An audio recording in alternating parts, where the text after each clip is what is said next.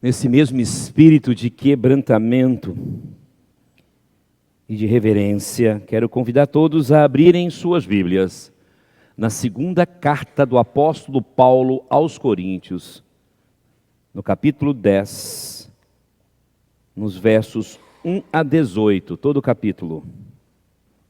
Segunda carta do apóstolo Paulo aos Coríntios, capítulo 10, versos 1 a 18. Assim diz a palavra do Senhor. E eu mesmo, Paulo, peço a vocês, pela mansidão e bondade de Cristo, eu que, na verdade, quando estou com vocês, sou humilde, mas quando ausente, sou ousado para com vocês. Sim, eu peço que não me obriguem a ser ousado quando estiver com vocês, servindo-me daquela firmeza com que penso que devo tratar alguns que nos julgam como se andássemos segundo a carne. Porque, embora andemos na carne, não lutamos segundo a carne. Porque as armas da nossa luta não são carnais, mas poderosas em Deus para destruir fortalezas. Destruímos raciocínios falaciosos e toda arrogância que se levanta contra o conhecimento de Deus e levamos cativo todo pensamento à obediência de Cristo. E estaremos prontos para punir qualquer desobediência quando a obediência de vocês estiver completa. Observem o que está evidente. Se alguém confia em si que é de Cristo, pense outra vez consigo mesmo que, assim como ele é de Cristo, também nós o somos. Porque se eu me gloriar um pouco mais a respeito da nossa autoridade, a qual o Senhor nos conferiu para a edificação e não para a destruição de vocês, não me envergonharei. Não quero que pareça ser meu objetivo intimidar vocês por meio de cartas. Alguns dizem, as cartas são graves e fortes, mas a presença pessoal dele é fraca e a sua palavra é desprezível. Que tal pessoa leve em conta o seguinte: o que somos na palavra por cartas, estando ausentes, seremos também em ações quando presentes. Porque não ousamos nos classificar ou comparar com alguns que louvam a si mesmos. Mas eles, medindo-se consigo mesmos e comparando-se consigo mesmos, revelam falta de entendimento. Nós, porém, não nos gloriaremos além da medida, mas respeitamos o limite da esfera de ação que Deus nos demarcou e que se estende até vocês. Porque não ultrapassamos os nossos limites como se não devêssemos chegar até vocês, pois já chegamos até vocês com o Evangelho de Cristo. Não nos gloriamos além da medida do trabalho que outros fizeram, mas temos a esperança de que, à medida que cresce a fé e que vocês têm, seremos cada vez mais engrandecidos entre vocês, dentro da nossa esfera de ação, a fim de anunciar o Evangelho para além das fronteiras em que vocês se encontram, sem com isso nos gloriarmos de coisas já realizadas na esfera de ação de outros. Aquele, porém, que se gloria, glorie-se no Senhor, porque não é aprovado quem recomenda a si mesmo, e sim aquele que o Senhor recomenda. Que Deus abençoe a sua palavra aos nossos corações.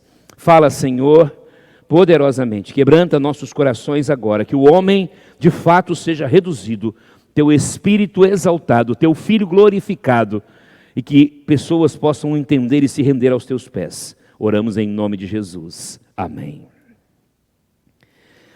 Alguns estudiosos gostam de dizer que Paulo mudou totalmente o discurso, e por isso aqui nós temos não a continuação da carta, mas um adendo ou um acréscimo. Outros dizem que foi uma outra pessoa que escreveu essa parte e não Paulo. O que os estudiosos, se é que podemos dizer que são estudiosos, com muito respeito, não entendem e não conseguem entender que Paulo está retomando o assunto.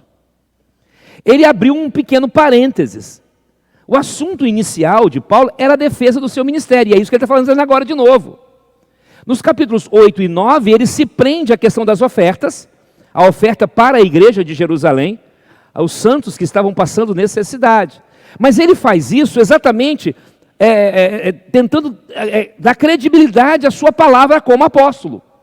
E ele sabia que muitos poderiam questionar o fato dele, Paulo, está trabalhando diante dessa questão toda. Então ele volta ao assunto da sua defesa. Paulo está sofrendo duas grandes acusações. Uma delas diz que ele tem uma presença, uma chamada desprezível, né? A presença dele é chamada de desprezível. Paulo parece ter sido uma pessoa talvez muito doce na sua postura, embora firme na sua escrita e talvez firme ao pregar. Mas quando sentava para conversar, para bater papo, vamos colocar aqui na nossa linguagem do dia a dia, né? Para conversar, Paulo era uma pessoa doce, tranquila. E isso tem gente que tem dificuldade, né? E eu posso dizer que nesse ponto eu me identifico, porque muitas pessoas às vezes me conhecem de púlpito, em especial às vezes da minha forma de pregar, mais eloquente, mais às vezes agressiva e aguerrida, e quando vão me conhecer pessoalmente, descobrem que eu sou uma pessoa que não gosto de agredir ninguém verbalmente, que tento ser o máximo polido possível, que tento evitar qualquer tipo de discussão, que não quero confusão em hipótese alguma. Isso para alguns é estranho, porque parece que quando subimos no púlpito somos outra pessoa. Não tem nada a ver uma coisa com a outra. A mesma coisa podemos dizer de Paulo. Paulo parece ter sido uma pessoa doce, como eu falei, e algumas pessoas têm a incrível facilidade de não saber separar a questão do pregador ou do escritor da pessoa do dia a dia. Não separar aquela ideia do ensino e do dia a dia, da conversa, da rotina que muitas vezes a nossa vida entra. Outros não conseguem fazer distinção entre o certo e o errado, entre a forma de falar num púlpito e a forma de falar embaixo, na conversa, no dia a dia. E assim chamam Paulo de covarde, de presunçoso ou coisa parecida. A segunda acusação é que ele se comportava segundo a carne.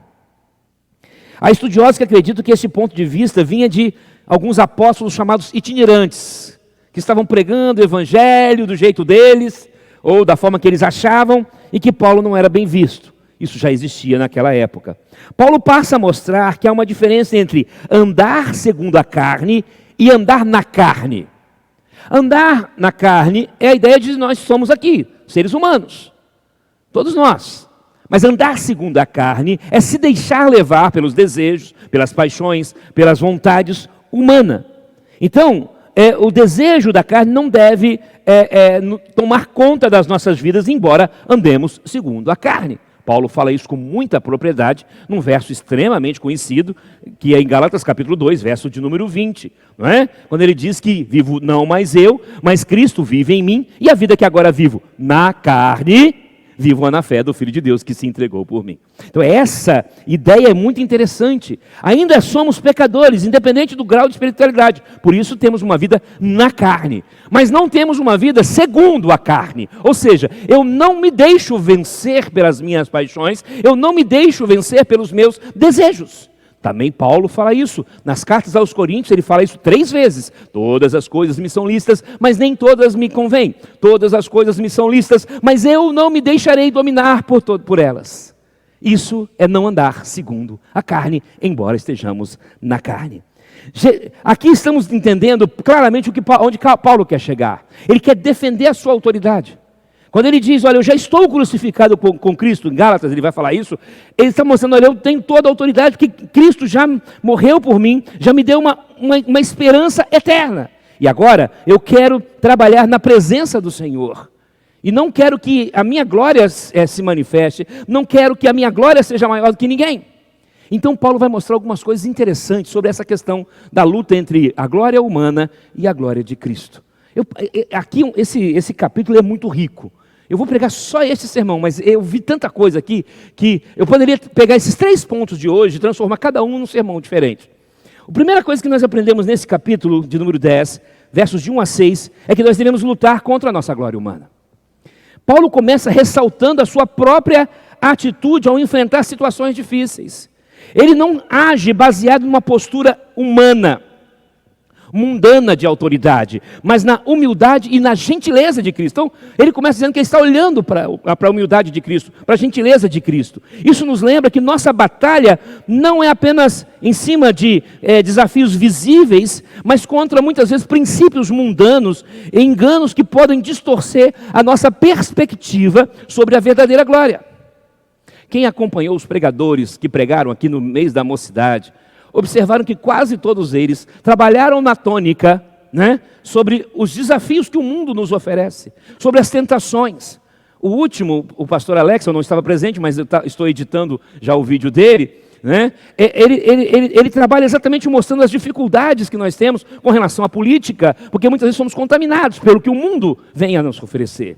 O penúltimo, o irmão Luan, professor de história, ele trabalhou em cima da a chamada sétima arte. Ele ampliou a ideia do cinema, trouxe para todas as mídias cinematográficas ou de filmes, etc., para mostrar o quanto isso tem bombardeado muitas vezes os nossos jovens e tem trazido ideias seculares, ideias mundanas. Paulo está dizendo com todas as letras: eu não me deixo vencer por isso. Não é isso que me guia.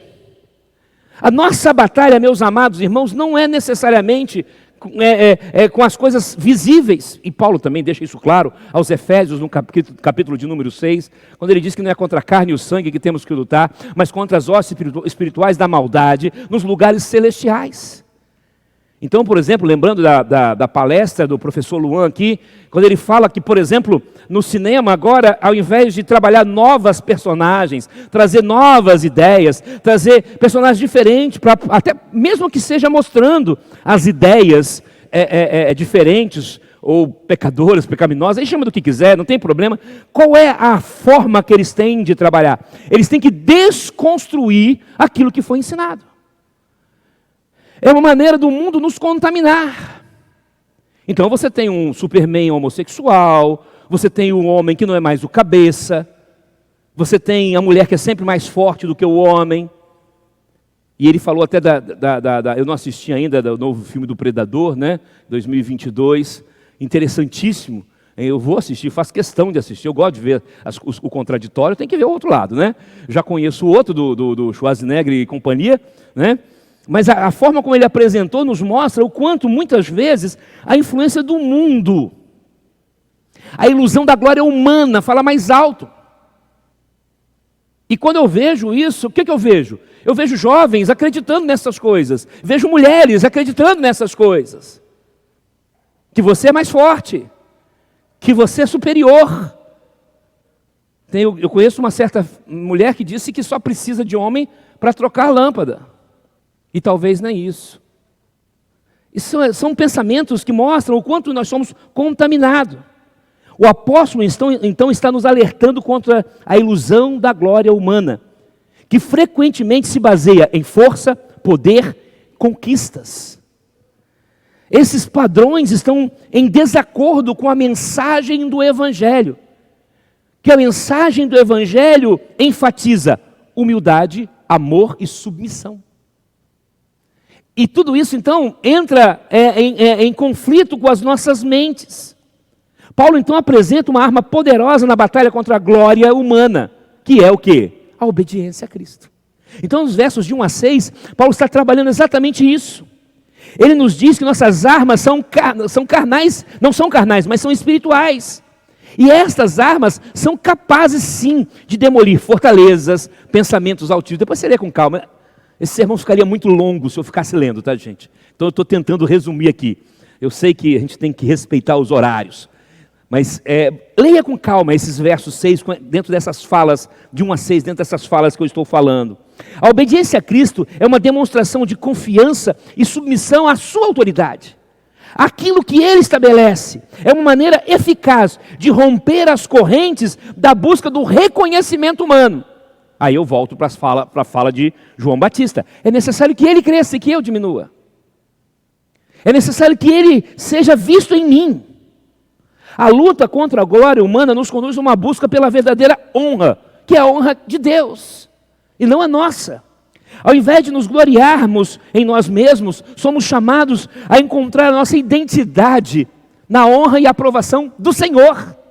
Ao invés de esperarmos a aprovação humana, e esse é o grande problema, nós queremos sempre isso. Isso é inerente a nós, queridos. Eu também tenho esse problema. Nós queremos isso. Nós queremos o reconhecimento. É triste, eu tenho me policiado, mas é normal que nós... E aí, o que você achou?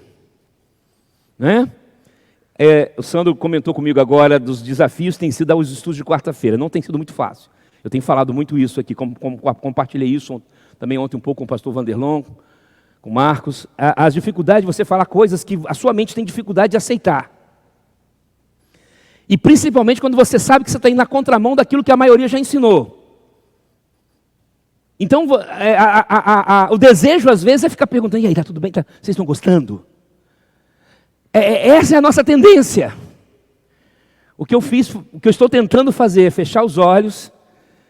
Senhor, deixa eu falar. Fala o que o Senhor quiser através de mim. Por mais que doa em mim, talvez mesmo. Às vezes, alguém estava, não lembro quem, falando que parece que eu estou chicoteando, às vezes, nas quartas-feiras, né? E eu falei, mas eu chicotei de forma diferente, porque eu estou batendo, mas estou também me flagelando, me autoflagelando. Porque eu mesmo estou tendo dificuldades com aquilo que estou ensinando. E essa realidade nossa é complexa, por quê? Porque humanamente o que eu quero é aprovação. Olha o pastor confessando pecado no púlpito, né? Que coisa horrível. Mas é isso, gente. Lamentavelmente é exatamente isso que acontece conosco. Essa é a nossa vontade. Agora, quando eu consigo transferir tudo isso para a glória de Deus, aí eu sou liberto de comparações vazias. E aí eu passo a ter uma vida centrada em Deus e não em mim mesmo. Esse é o nosso grande problema. Como a nossa vida é centrada em nós mesmos, nós temos dificuldades. Por quê? Porque o que mais quero é ser feliz. O que eu mais quero é a aprovação da comunidade. O que eu mais quero é a aprovação da minha igreja. Eu fico pensando, por exemplo, quando eu leio a história de alguns grandes homens de Deus, e um deles já citei aqui, um pastor batista, que ele não era australiano, não lembro agora se ele era americano ou inglês, a W. Pink, fugiu-me agora a nacionalidade dele, mas ele foi pastor na Austrália. E ele foi expulso de 2 igrejas. Botaram ele para correr de duas igrejas. Uma é porque consideraram ele calvinista demais. E a outra consideraram ele arminiano demais. Olha que coisa interessante. Por que acontece isso? Provavelmente, quando você lê os livros do Pink, é porque ele era um homem centrado pela palavra. E como nós temos a tendência de ir para extremos, ele não agradava, ele não conseguia agradar ninguém. E o Pink só se tornou famoso depois de morto. Olha que coisa interessante. Ele só se tornou o grande pregador, o grande escritor depois de morto. E aí o grande livro dele, né, A Soberania de Deus, é um sucesso entre qualquer linha teológica. Spurgeon não foi diferente. Spurgeon, aquele que é conhecido como o príncipe dos pregadores, ele era para a denominação batista também. Estou citando só batista para a gente se situar aqui, né? Ele era considerado uma praga. Se eu usar as expressões nossas no nosso dia hoje, ele seria uma praga. Porque ele batia de frente com tudo aquilo que estava sendo ensinado. Ele alertava contra a pregação humanista que centrava tudo no homem. Mas hoje, muitos humanistas citam Spurgeon como o príncipe dos pregadores. E aí pegam frases isoladas dele, porque sempre vai encaixar uma frase ou outra, e ficam citando por aí. Amados, queremos a glória de Deus ou queremos a glória de um homem? Pink e Spurgeon me dão um grande exemplo de pessoas que não se preocuparam com a sua própria glória. Sofreram todas as consequências. O Spurgeon morreu isolado, com fortes depressões, isolado de tudo, mas ele não se rendeu àquilo que era o modismo de sua época. E nós? O que nós queremos? Será que nós não queremos nos deleitar na força do cavalo? Davi fala isso, né? Vocês vêm com cavalos, eu vou na força do Senhor. O Senhor se agrada daqueles que temem a Ele, daqueles que se humilham a Ele. Davi tem uma das expressões mais lindas, que é o Salmo de número 20, verso 7. Uns confiam em carros, outros em cavalos, mas nós faremos menção do nome do Senhor, nosso Deus. Meu amado, minha amada, onde está a sua confiança? Onde está o desejo da glória? É para você? É para Deus? Segunda coisa que eu aprendo, versos 7 a 11. A glória de Cristo se manifesta em uma vida de obediência. Obediência. Paulo explica que aqueles que desejam alcançar a honra de Cristo não estão buscando reconhecimento ou superioridade em relação a outros. É só olhar para Spurgeon e Pink. Estou citando homens comuns para a gente tentar entender. Porque se a gente olha para as personagens da Bíblia, a gente tem dificuldade. Embora a própria Bíblia diz, Tiago escrevendo a sua carta no capítulo 5, verso 17, falando de um dos maiores heróis de Israel, ele diz o seguinte: Elias era um homem como qualquer um de nós, semelhante às mesmas paixões. Então eu poderia citar qualquer personagem bíblica, não teria problema nenhum, mas eu sei que muitos têm dificuldade. Então eu estou citando personagens fora da Bíblia, para a gente tentar entender essa dificuldade que é. Será que nós não estamos buscando isso? Essas pessoas que buscam apenas a sua própria honra, eles não conseguem reconhecer que a honra e a vontade de Deus é superior. A obediência não é um dever vazio, nem é uma imposição autoritária, mas sim uma demonstração de amor e dedicação ao Senhor. Então, quando você faz ou não faz determinadas coisas, você não pode responder que meu pastor não gosta. Ah, porque a minha igreja não gosta. Não, porque eu estou amando e adorando ao meu Deus. Porque eu amo ao meu Deus. Ainda que seja uma coisa que a Bíblia não se preocupa. Salvo situações muito críticas mesmo, mas não são tantas assim como as pessoas falam, mas salvo situações muito críticas mesmo, existem coisas que algumas igrejas proíbem, que eu sempre falo para o membro que me procura: você quer ficar na sua denominação? Obedeça. Qual o problema? É por amor a Deus, não é por amor à igreja. Porque Deus me ensina na sua palavra que eu posso escandalizar um irmão, por exemplo. Se por causa da comida você escandaliza o irmão, o que Paulo diz? Não coma. Não coma. O que Paulo está ensinando com isso? É o amor a Deus e ao irmão.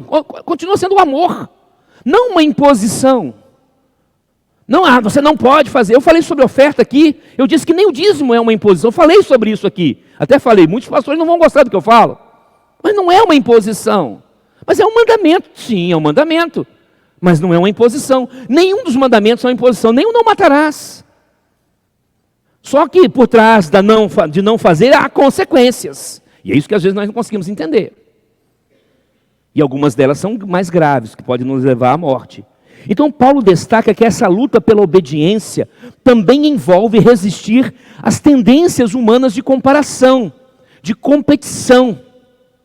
A mentalidade do mundo nos conduz frequentemente a medir a nossa glória pelos padrões do mundo, e não pelos padrões divinos.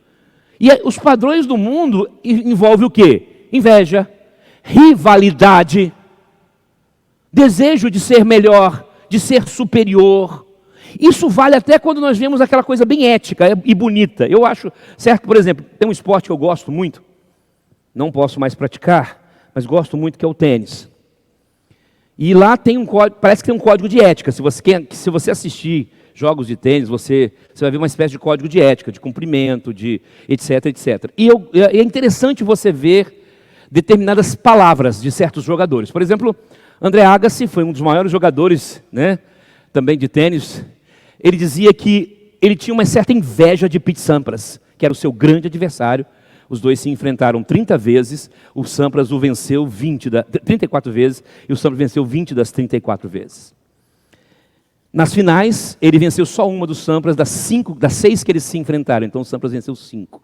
Só que uma coisa que ele falava, isso me motivava a querer ser melhor. Muito interessante isso. Há pouco tempo eu vi a entrevista de Rafael Nadal sobre a aposentadoria do Roger Federer. São dois grandes tenistas. O Roger acabou de aposentar há pouco tempo atrás, e o Nadal está contundido, não sei se vai aposentar, porque a idade dos dois era quase a mesma. O Nadal é pouca coisa mais novo que o Federer. Mas o Nadal falou com outras palavras a mesma coisa que o Agassi falou, que eu era motivado a melhorar cada vez mais por causa dele. Veja bem, amados, por mais que seja uma aparência de humildade, e de certa forma, mas ainda há o quê? A rivalidade. Eu quero ser melhor do que ele. Eu quero ser mais do que ele. Isso é coisa natural. Isso está em nós. Eu também sou assim. Não tenta jogar porrinha comigo não, que eu vou querer te ganhar. Entendeu? É desse jeito. Não tenta jogar qualquer coisa. Eu vou jogar para ganhar. é espírito nosso, e no sexo masculino isso é mais acerbado, pelo menos a parte física. Na mulher é outra, né? É uma roupa, é a maquiagem, agora tem as cirurgias plásticas, tem os botox da vida.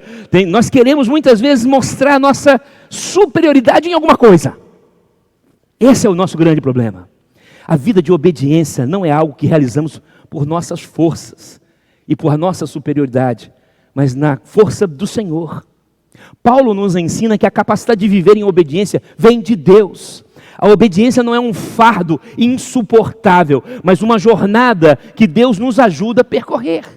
E aí, aos poucos, eu vou tirar essa coisa de competição, eu vou tirar essa coisa de rivalidade, de querer ser melhor, de querer ser maior, de querer entender que somos apenas diferentes, talvez.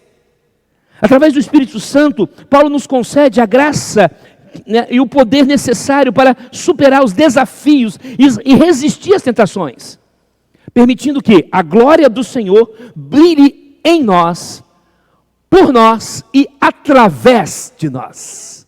Se nós temos feito isso, a glória de Cristo brilha ainda mais intensamente na vida daqueles que decidem acatar. Jesus fala isso com tanta propriedade, não é?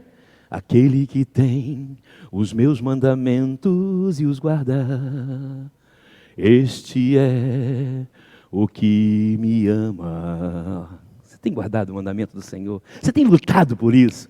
Você vai mostrar que ama Jesus quando você guarda os mandamentos dele. Você vai mostrar que ama Jesus quando você luta por isso. E é interessante porque a obediência não é apenas uma mera conformidade, mas é um ato de amor, é um ato de confiança, de fé, de devoção àquele que me salvou. Isso vai nos libertar das amarras pela busca do pela busca do reconhecimento, e em especial o reconhecimento terreno. Isso nos conecta à verdadeira fonte da glória, que é o Senhor. E aí eu não me preocupo mais. E aí eu vou para outra música. Eu não preciso ser reconhecido por ninguém. Não é isso? Nós não precisamos. Não há necessidade. Por quê? Porque a glória de Deus é que é mais importante. Como seguidores de Cristo, devemos fazer a escolha diária, de sermos obedientes para a sua glória, para que a sua glória se manifeste em todas as áreas da nossa vida. Quer comais, quer bebais, quer façais qualquer coisa, tudo para a glória do Senhor. Nós temos feito isso. E por fim eu aprendo, versos 12 a 18, que a nossa grande glória está em sermos aprovados por Deus. Quando eu comecei a preparar esse sermão, aliás, preparar não, né? Tem que ser honesto, o pessoal do louvor sabe, eu mudei o sermão completamente. Eu lembrei de um sermão de um grande amigo, né? Ele pregou num versículo isolado de Romanos, se eu não me engano, no capítulo 16 ou 15, não lembro agora, onde aparece só uma vez o nome de um certo Apeles. Apeles. E a única frase de Paulo sobre Apeles é: Apeles é um homem aprovado por Deus. E dali, esse amigo saiu discorrendo de uma forma fenomenal sobre isso aqui que Paulo está falando no capítulo 10, versos 12 a 18. A nossa glória é sermos aprovados por Ele. Paulo nos alerta contra a armadilha das comparações, que gera inveja, que gera rivalidade, que desafia o propósito de servir a Deus, porque queremos mais nos servir. Ele nos encoraja a medir a nossa honra pelos padrões divinos e não pelos padrões humanos. E assim, através da obediência que nós falamos, e através de uma vida de santidade, somos aprovados por Ele, independente das opiniões humanas. Eu tenho certeza que Spurgeon foi aprovado por Deus. Eu tenho certeza que a W. Pink foi aprovado por Deus. Independente se tenham posições pouco diferentes em algumas áreas na vida deles, mas foram aprovados pela sua postura. A medida verdadeira de honra está em sermos aprovados por nosso Deus. Ele nos lembra que nossa identidade está em Cristo, não em nossas realizações terrenas, permitindo que nós vivamos uma perspectiva eterna e não terrena, e não terreal, e não momentânea, e não nesta vida. Porque um dia, esse reino desta vida, esse reino terreal, né, que quem ouviu, aleluia, de reino do quinta-feira que eu coloquei após a nossa devocional, o reino terreal se tornou o reino do Senhor e do seu Cristo. Esse reino terreal um dia vai ser nosso, pela glória de Deus, para a glória de Deus e na glória de Deus. Paulo nos lembra que a nossa identidade está nesse Cristo maravilhoso e não nas nossas realizações. E assim podemos viver uma perspectiva eterna. A aprovação de Deus é alcançada pela nossa submissão, não pela nossa autoexaltação. Paulo destaca que a verdadeira exaltação advém da obediência. É necessário que ele cresça e que eu diminua, permitindo-nos cumprir nosso propósito divino e assim impactar o mundo. Nossa identidade está enraizada em Cristo. E devemos buscar a exaltação dele em nossas vidas. Ele nos chama para reconhecer os seus dons, os talentos que ele nos dá. Somos chamados para que ele esteja em nós e assim possamos servi-lo com humildade e com gratidão. Paulo conclui destacando que aqueles que têm motivo para se orgulhar devem se orgulhar no Senhor e não em si mesmos. Será que nós temos feito isso? Para concluir, a glória que os seres humanos procuram é baseada em força, poder e conquista. No entanto, esses padrões vão contra o ensino do Evangelho, que, como eu falei lá no primeiro ponto, valoriza humildade, amor e submissão. Para resistir à busca pela glória, precisamos rejeitar estes padrões. Não vos conformeis a este mundo, mas transformai-vos pela renovação de vossa mente. A verdadeira honra está em obedecer à vontade de Deus, fazer aquilo que a sua palavra estabelece. A obediência não é apenas um dever vazio, não é uma imposição autoritária, mas uma demonstração do amor e da dedicação ao Senhor. A verdadeira medida de honra é ser aprovado por Deus. Ele nos recorda que nossa identidade está em Cristo, não nas nossas realizações. A aprovação de Deus é alcançada através da submissão e não do orgulho. Quando vivemos de acordo com esses princípios, estamos vivendo uma vida que traz a glória de Deus. Que o Senhor possa nos auxiliar a vivermos de fato dentro de sua vontade, sempre buscando a glória dele e não a nossa, pois é necessário que ele cresça e que eu diminua. Que o Senhor nos abençoe.